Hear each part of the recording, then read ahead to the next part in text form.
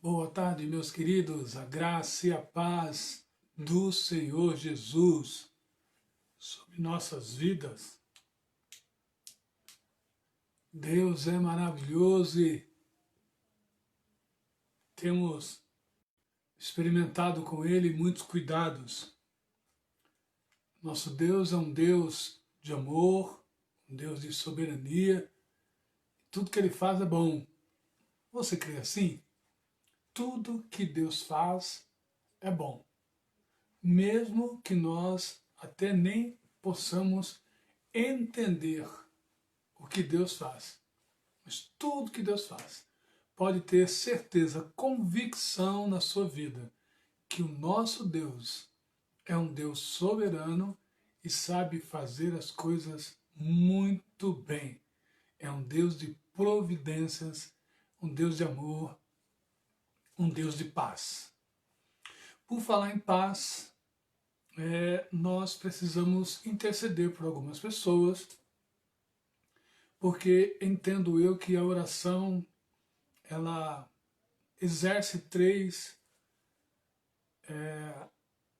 específicos papéis na nossa vida. Primeiro, porque nós oramos quando nos falta paz. Quando nos falta paz, nós lembramos que servimos a um Deus de paz, e esse Deus de paz está disponível a nós através das nossas orações, das nossas reflexões. Por isso, oramos para sentir a paz de Deus e para que outros sintam a paz de Deus. Por outro lado, também oramos porque entendemos que a oração também é uma manifestação do Espírito Santo de Deus na vida de outras pessoas. Por isso que nós intercedemos. Porque quando intercedemos por alguém, presenteamos ela com as nossas orações e com aquilo que pedimos e colocamos diante de Deus. Por outro lado, a oração também é um agir de Deus, porque quando oramos, entendemos que esse Deus o qual nos oferece a paz e nós buscamos a paz nele, também é um Deus que age na vida do outro e, por consequência, é um Deus que traz a cura, que traz a libertação, porque é um Deus que responde às nossas orações. Ao seu tempo, Ele responde às nossas orações. Então temos algumas pessoas que precisamos orar e falar com Deus a respeito delas. A minha sogra, a dona Doroteia, né? A Dorotia, adorou para os íntimos, para os irmãos, tem sido alvo das nossas orações já há um bom tempo e vamos continuar intercedendo por ela. Não tem passado muito bem, um período com dores, mas vamos continuar orando. Hoje também, essa madrugada, por volta de 4 horas e depois por volta das 9h30, 10 horas da manhã, a minha esposa também teve dois mal-estar, né? Veio a desmaiar, aí perdeu os sentidos, mas Deus trouxe a paz de volta e está descansando, está bem. Louva a Deus para ver dos irmãos também que oraram, que intercederam por ela, pela melhora dela. Obrigado aos irmãos, obrigado. Aí está o papel da intercessão, ela traz paz, ela traz cura, ela traz libertação, ela acalma a tempestade. Então, eu louvo a Deus pela vida de cada um de vocês. Vamos orar pela Tamara também, que está lá no aguardo de um doador, né, de medula. Pelo Rodolfo também, que está no HB, precisando também de uma visitação do Senhor. Pelo nosso irmão Alex Mamed, que teve uma melhora, mas parece que retornou também, vai ficar entubado, pelo menos foi a última notícia que eu tive. E tantas outras, né, pessoas aí. Eu agradecer pelo Pedro, né, temos notícias boas aí do irmão Pedro, que é da nossa equipe de louvor aí da igreja, que vai fazer uns exames aí, dar sequência nos exames pulmonares, mas parece que já está retornando para casa, já está em casa, e louvado seja o Senhor Jesus por isso. Logo, logo ele está adorando com a gente aí na igreja. Então eu queria, em nome do Senhor Jesus, apresentar essas pessoas, e você que tem os seus motivos de intercessão aí, de petição a Deus, queria que você usasse esse momento agora aí para falar com o Senhor a respeito dessas pessoas, e que o Deus de paz possa iluminar o nosso passo, a nossa mente, o nosso coração, nesse momento de intercessão a Deus em vistas do outro. Vamos orar? Pai, em nome de Jesus, nós te agradecemos por esse tempo, Senhor Deus, que se chama agora, tempo esse que o Senhor tem iluminado a nossa mente, o nosso coração, tem nos feito feliz na sua presença, tem nos dado, Senhor Deus, sabedoria, discernimento sobre tudo e qualquer circunstância que se avolume diante de nós. Tu és um Deus de paz, um Deus de amor, um Deus de infinita misericórdia, e eu te louvo por isso, Senhor Deus, porque entendo que em meio a esse tempo que nós estamos experimentando o seu cuidado, nós temos percebido o quão misericordioso o Senhor é com cada um de nós. Por isso nós te agradecemos, Senhor Deus, por esse cuidado de maneira muito especial. Apresentamos, Senhor Deus, mais uma vez a vida da Doroti, Senhor Deus, pedindo ao Senhor que em nome de Jesus faça a sua vontade, Senhor Deus, traga cura, alivie a dor, Senhor Deus, traga refrigério sobre essa situação que ela está vivendo. Também orar pela saúde da minha esposa, principalmente a saúde psíquica, Senhor Deus, emocional. Sabemos que ela enfrentou um estresse muito grande, tem enfrentado ainda por esses dias, mas a sua palavra diz que nós temos que descansar no Senhor, e é isso que nós temos feito. Mas como filhos pidões que somos, eu quero em nome de Jesus colocar mais uma vez, Senhor Deus, a vida dela em tuas mãos, pedindo ao Senhor que dê força, que console, que faça nova todas as coisas, Pai, em nome de Jesus. Lembramos da Tamara também, Senhor Deus, que está ali já se preparando para uma cirurgia, um transplante. Só falta o doador, e nós sabemos que o Senhor tem esse doador, que o Senhor já sabe quem é essa pessoa que vai doar, Senhor Deus, a medula para Tamara. Então pedimos ao Senhor que, em nome de Jesus, possamos em breve, Senhor Deus, ver a Tamara passando por essa cirurgia e saindo dali, Senhor Deus, glorificando e exaltando o seu nome pela libertação e pela cura que o Senhor vai fazer na vida dela, Pai. Lembramos do Rodolfo também, Senhor Deus, que está ali na UTI.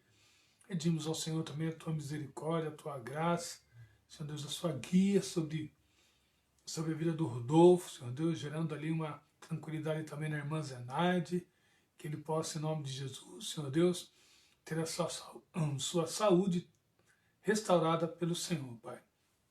Lembramos do irmão Alex Mamed também, pedimos ao Senhor que leve a tua paz, a tua libertação ali também na vida do teu servo, Pai, e que ele a cada dia experimente o melhor do Senhor. Livra ele dessa situação, Pai, em nome de Jesus. Colocamos agora a vida de outros que estão sendo lembrados agora através da igreja, Senhor Deus, e pessoas que estão aí intercedendo por alguém que está doente, alguém que está precisando de uma porta de emprego, enfrentando problemas espirituais, emocionais, psiquiátricas. Ó Deus, em nome de Jesus, nós somos a tua igreja e pedimos que o Senhor nos sustente, Senhor Deus, de todas as formas. Visita, Senhor Deus, cada causa, cada casa que está sendo apresentada nessa hora diante do Senhor.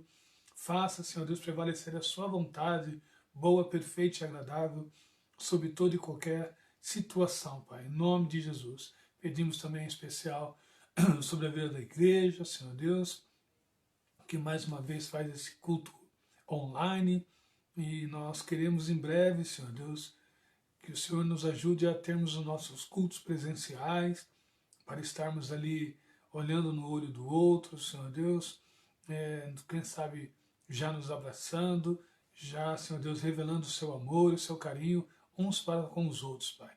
Obrigado, Deus. Derrama sua bênção sobre a vida de cada membro da PIB de Iguapiaçu. Pedimos também, Pai, em nome de Jesus, por isso que nos ouvem, que ainda não são membros da nossa igreja, mas estão aí, Senhor Deus, são irmãos que nos assistem, que participam conosco das lives. E peço ao Senhor, Pai, em nome de Jesus, uma bênção sobre a vida de cada um. Ó Pai, aqueles que nos assistem até mesmo em outros países, eu peço a Tua bênção, a Tua paz sobre a vida dessas pessoas também. Que não lhes falte o pão sobre a mesa. E que o Senhor seja o pão da vida. É isso que eu te peço, desde já agradecido, e faço isso em nome do Senhor Jesus. Amém e amém. Glória a Deus, querido. Que bom poder estar com você nesse tempo. Eu pensei num texto aqui, no texto de Isaías. Queria que você abrisse comigo aí a sua Bíblia. Isaías, capítulo 40. Eu vou te dar uns segundinhos para você abrir. Isaías, capítulo 40. Enquanto você vai abrindo, eu vou falar algumas curiosidades do livro de Isaías. A primeira delas é que o livro de Isaías é muito parecido com o formato da nossa Bíblia, da Bíblia que nós temos. A estrutura, né, do livro de Isaías. Primeiro porque ele tem 66 capítulos, assim como a Bíblia, 66 capítulos. Segundo porque do capítulo 1 ao capítulo 39, ele descreve a história das pessoas, daqueles que estavam em pecado, que estavam no cativeiro, que estavam em desobediência. E do capítulo 40 até o 66, ele descreve aí um Deus consolador, o consolo de Deus através da pessoa do Messias, de Jesus. E é interessante que assim também é a nossa Bíblia, 39 capítulos no Antigo Testamento e 27 capítulos no Novo Testamento. A Bíblia também é dividida dessa forma. Ela também retrata por partes também, ciclos, assim como a Bíblia. Os primeiros 17, 18 capítulos de Isaías, ela traz a ideia ali de um Deus que está revelando a sua misericórdia, o seu amor, a sua graça, a vida dos hebreus e dos israelitas. Mas também mostra o retrato da nação, uma nação desobediente, uma nação que abandonou os caminhos do Senhor, uma nação que tomou princípios, atitudes equivocadas. E do capítulo 20, mais ou menos, até o 39, assim, mostra a figura de tudo isso, a resposta sobre tudo isso que eles fizeram, essa desobediência, e não como castigo, mas como realidade daqueles que se afastam de Deus. Então, se avolumou os perigos, os problemas, os inimigos, as perdas, as angústias, as dores. E depois o capítulo aí 51, 52 em diante, começa a apontar para o Messias, literalmente, falar demais, Isaías falou demais sobre o Messias, ele é um profeta messiânico, e ele termina também falando do Espírito Santo, capítulo 64 até o 61, ele fala da pessoa do Espírito Santo. Então olha que legal, começa o livro descrevendo um Deus soberano. Entre a reflexão mostra o porquê que esse Deus precisa ser soberano. Quase no fim do livro mostra que esse Deus soberano deixou Jesus para aqueles que nele creem, nesse Deus soberano, encontrem a paz. Exemplo, Isaías 55, 6. Buscai ao Senhor enquanto se pode achar, invocai-o quando está perto.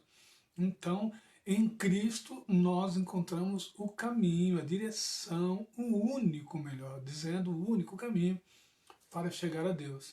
E no final ele aponta para a pessoa do Espírito Santo, lá no capítulo 61, e diz que o Espírito Santo está sobre ele e ungiu para pregar aos perdidos, aos fracos, e assim sucessivamente. Então, Isaías é um livro muito rico. Eu escolhi esse capítulo 40, melhor dizendo, escolhi não, né?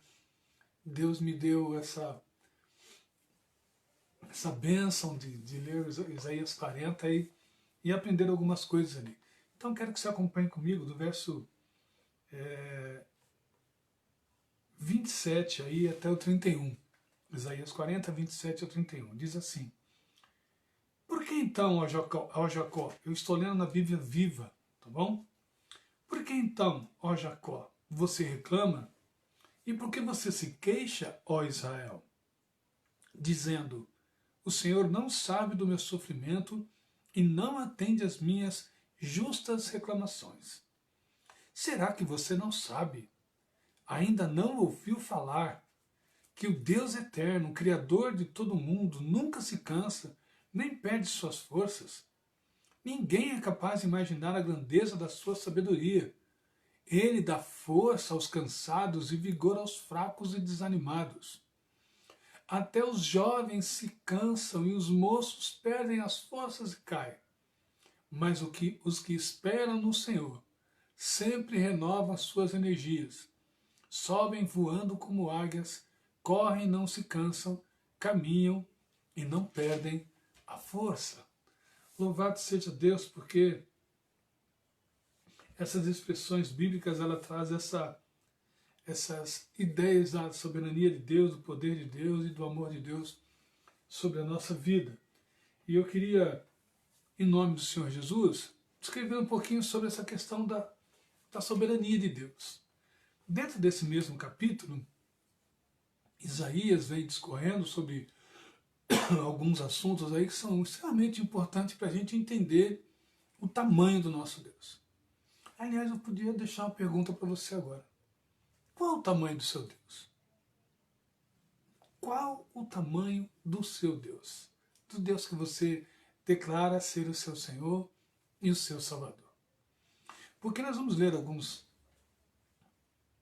versos aqui que faz o pano de fundo para esse comentário de Isaías lá no final, que nós vamos perceber algumas coisas que acho que tinham caído no esquecimento do povo de Israel daquela época, e às vezes cai no nosso esquecimento também. É só levantar-se uma luta, um contratempo, e a gente parece que desconecta um pouco desse Deus maravilhoso e da grandeza desse Deus. Então fica aí com a sua Bíblia aberta aí para você acompanhar a leitura, e nós vamos declarar algumas coisas aqui. O versículo 12, Isaías 40, verso 12, diz assim: Quem mais poderei ter na concha de minhas mãos? Os mares e oceanos? Quem mais seria capaz de medir palmo a palmo o céu tão imenso? Quem poderia medir o peso da terra, cada montanha e cada morro? Então, em vistas à necessidade de um consolo, de uma ajuda, de uma força, Isaías começa a refrescar a memória, a lembrança do povo a respeito das grandezas de Deus e da soberania de Deus. Então, nesse versículo 12, ele fala da grandeza de Deus sobre a criação. E olha que interessante, ele diz: quem mais poderia ter na concha de suas mãos os mares e os oceanos? Quem seria capaz de medir palmo a palmo o céu imenso? Quem poderia medir o peso do pó da terra, cada montanha e cada morro? Por isso que eu falei, qual é o tamanho do seu Deus? Porque esse pano de fundo que Isaías vem tecendo com a gente agora, já mexe comigo aí. Porque o nosso Deus é um Deus de toda a criação. Ele está em toda a criação, ele está nas coisas mais singelas, mais simples, nos detalhes. Então, a grandeza do nosso Deus começa a ser observada, a ser imaginada através da criação de tudo que ele fez. Mas não só nisso. A grandeza do nosso Deus também ela se propaga através da sabedoria. Olha disso, o que diz o versículo 13 e 14. Quem poderia orientar o Espírito do Senhor? Quem poderia ensinar alguma coisa ou dar-lhe conselhos? Por acaso alguma vez o Senhor precisou de conselhos? Será que houve alguém para lhe ensinar o conhecimento, ou lhe apontou o caminho da sabedoria. É como se Isaías estivesse dizendo assim, em que escola Deus estudou? Quem foi o professor de Deus? Em que faculdade ele se formou? Que curso ele fez? Porque é essa ideia que esse texto traz. A soberania de Deus, ela sobressai toda e qualquer sabedoria humana. Então essas perguntas, essas incógnitas que Isaías coloca, elas são muito interessantes, porque dizem assim, ninguém consegue orientar Deus, ninguém ensinou Deus, ninguém disse para Deus o que ele tinha que fazer, ele não passou por nenhuma escola da vida, ele não teve nenhum professor, nenhum orientador, nenhum conselheiro, muito pelo contrário, porque ele é soberano sobre todos esses aspectos. O Provérbios diz que o temor ao Senhor, o princípio do temor ao Senhor é a sabedoria.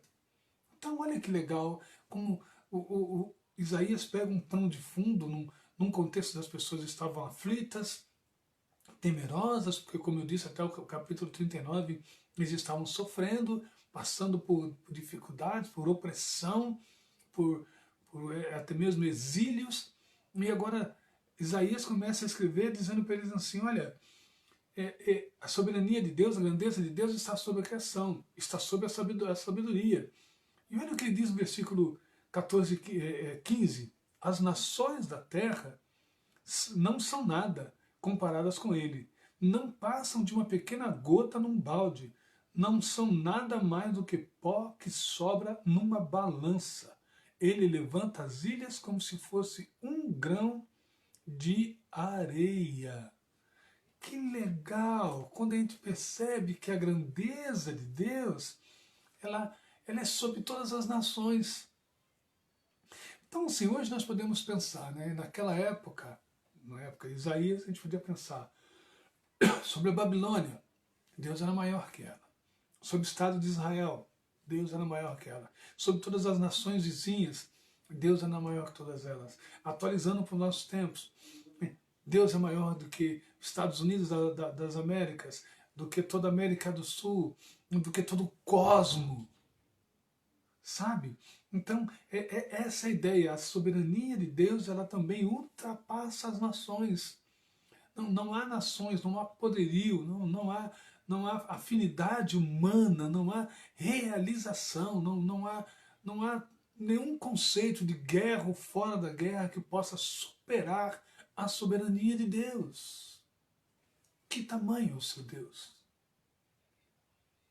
Versículos 19 a 21 diz assim, como uma imagem feita numa forma por um homem, um ídolo coberto de ouro, com enfeites de prata. O homem pobre que não pode ter ídolos de ouro ou prata, escolhe um pedaço de madeira de lei. Paga um artista para gravar na madeira uma figura que não se pode mover. Será que vocês não entendem? Será que nunca ouviram falar? Ele não vem falando desde o princípio no mundo? Será que não lhe contaram como o mundo foi criado? Que interessante!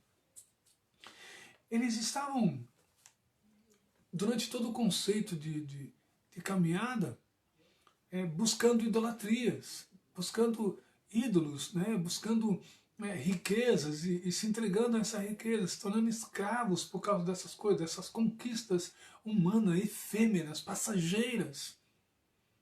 E aí vem Isaías e diz assim que ele é soberano sobre todo e qualquer ídolo.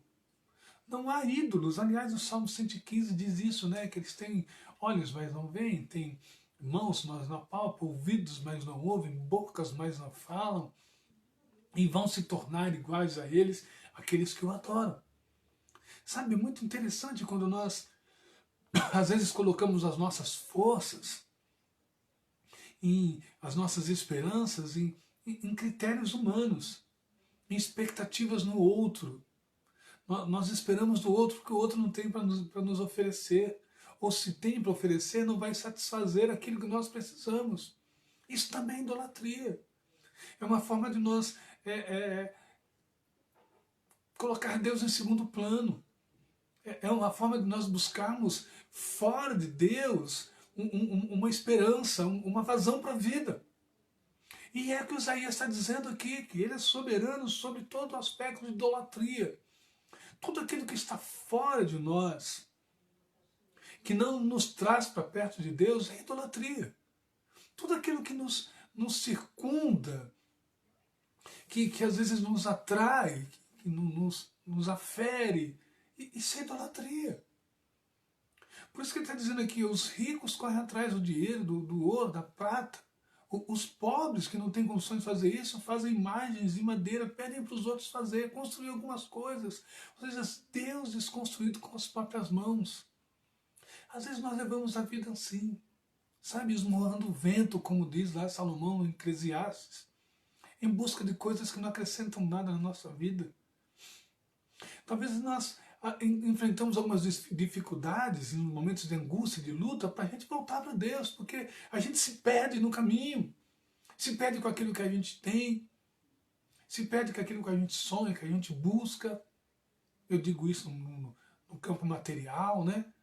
Então, muito cuidado, porque qual é o tamanho do seu Deus? Essa é a pergunta hoje. É interessante que ele diz aqui que a grandeza de Deus era sobre todos os nobres.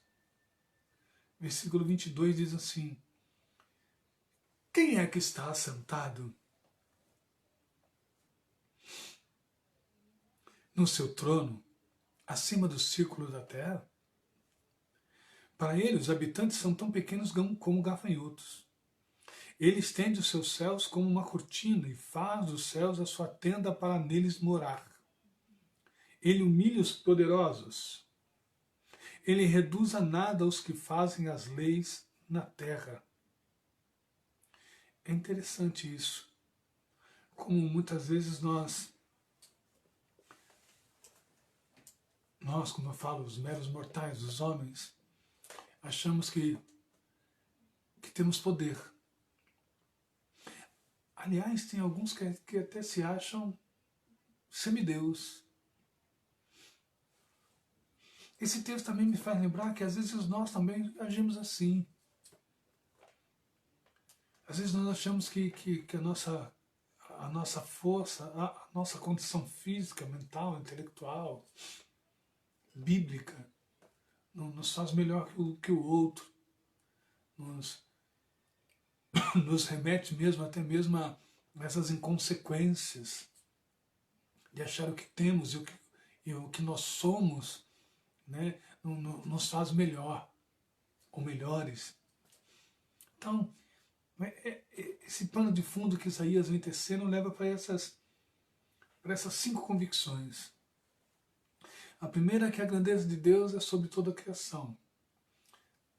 A soberania de Deus, a grandeza de Deus é sobre toda a sabedoria, é sobre todas as nações, sobre toda a idolatria, sobre todos os nobres.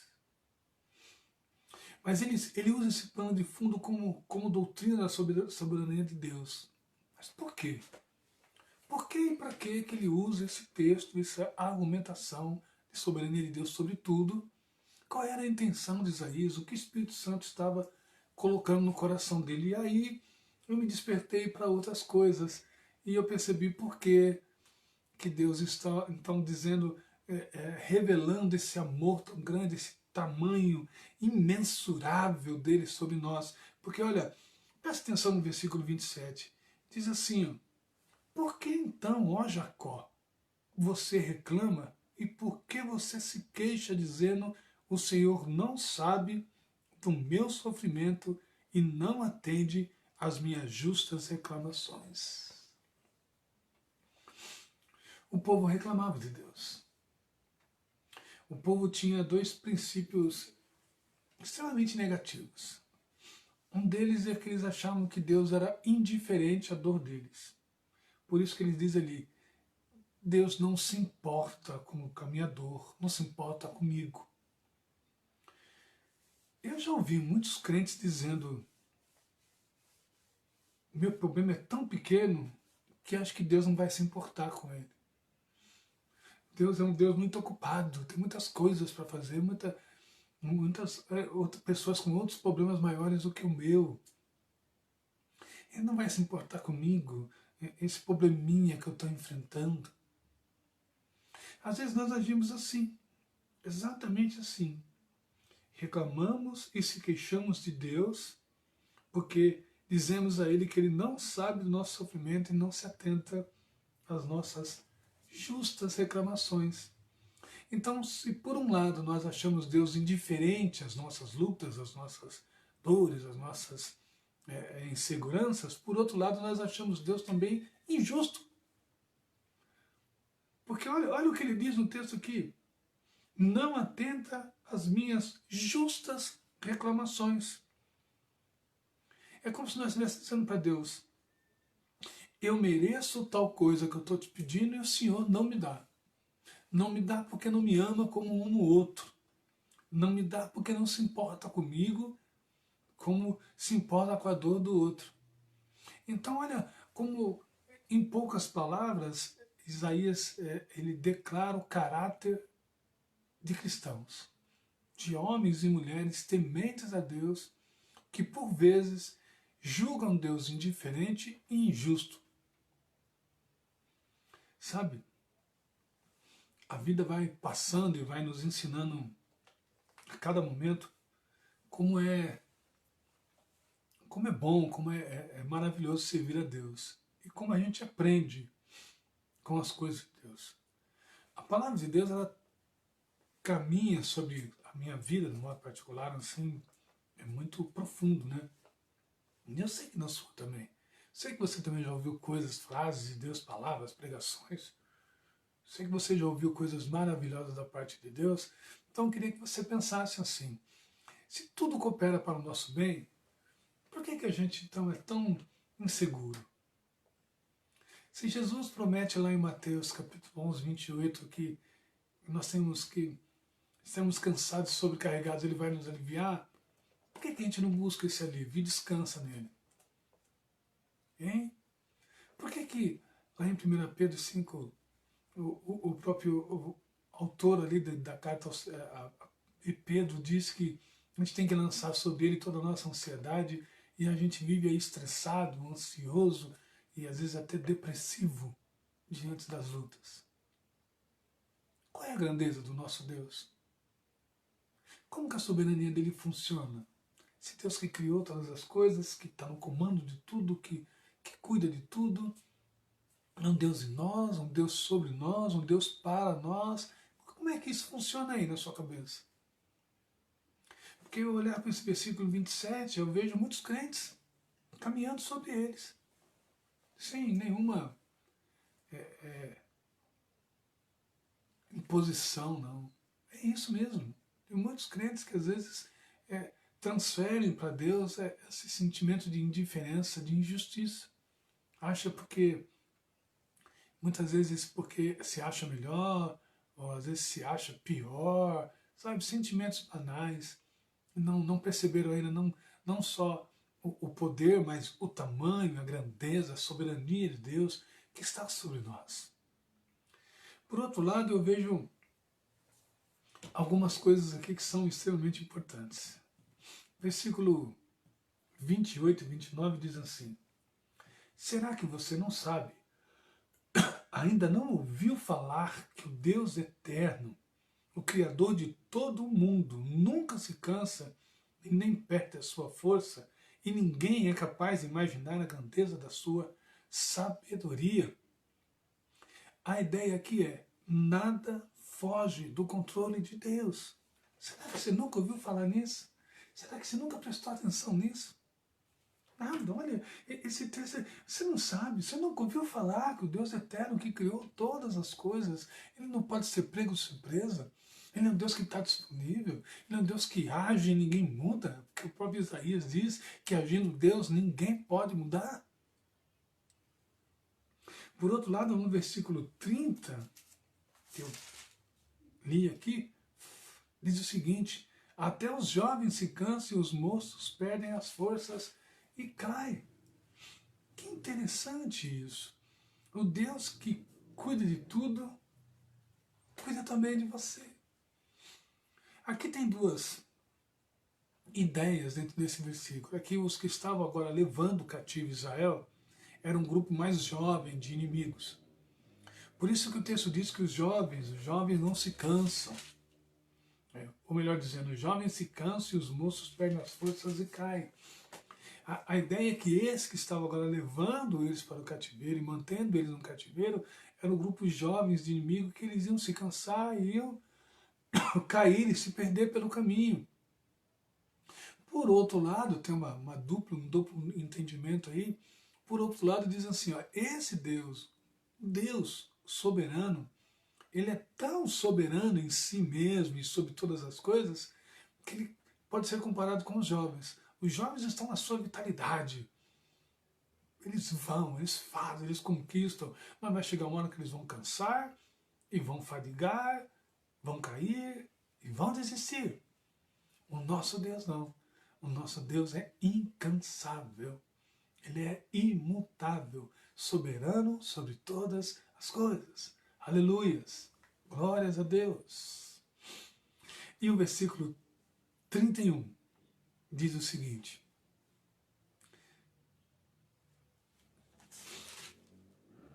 mas os que esperam no Senhor sempre renovam suas energias, sobem voando como águias, correm e não se cansam, caminham e não perdem as suas forças.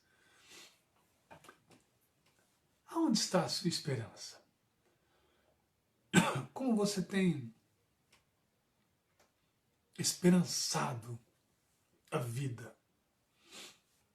Existem 3 verbos nesse verso que eu li que são maravilhosos.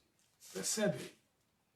Os verbos são o seguinte: voam, correm e cansam.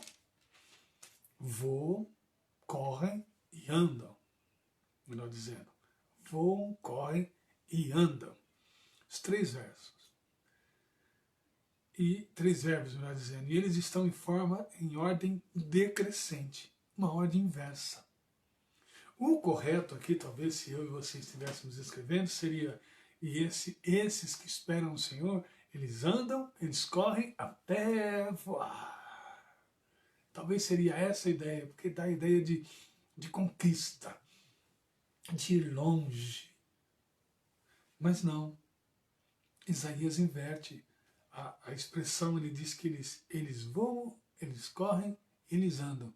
Eles estão no estado, né, voam como águia, observam a vida, né, de maneira ampla, e de repente eles se veem correndo, e ali dispostos, bem dispostos, e de repente eles voltam ao estágio de andar e de caminhar.